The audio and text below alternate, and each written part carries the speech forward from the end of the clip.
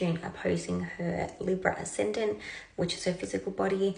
Again, this is not great because the physical body can show health challenges, accidents, all those sorts of things.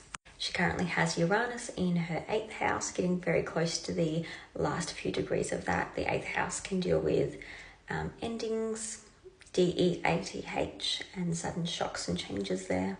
Pluto's also getting very close to her Aquarius moon there, which is like the mother and her emotions. And then in July, Uranus will actually move into a Gemini 9th house, showing themes of like travel, foreign lands, countries, events happening that are very surprising in those areas. And then around June, July, she'll also have that Jupiter move into her Cancer 10th house, and it'll be hitting her MC, so her career reputation.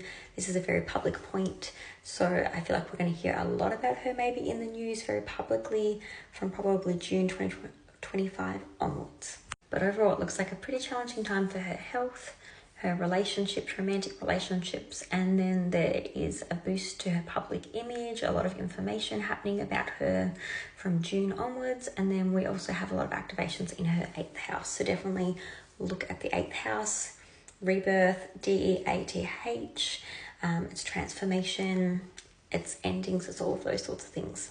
And not to forget, the last thing that does really stand out to me is that even though that Pluto has moved into Aquarius now, it is still very close to her natal Venus, again, showing some trauma and issues with family and romantic relationships and money. There's still a lot that she's healing and going through in regards to her family they've put her through, but there's also a link to that and her relationship and money as well, as Venus rules over those topics.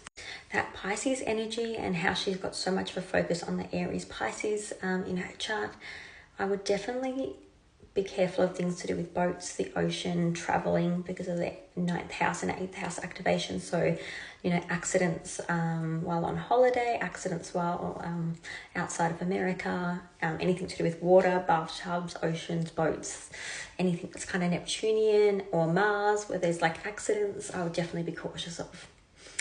But that's kind of what I see for her chart. As I said, I've kind of put a lot more detail into my Patreon because I do have to be careful what I say and what I point out here, but this is just an observation that I can kind of see from her chart. So this is Britney's astrocartography chart for Mexico, where she often goes on holidays.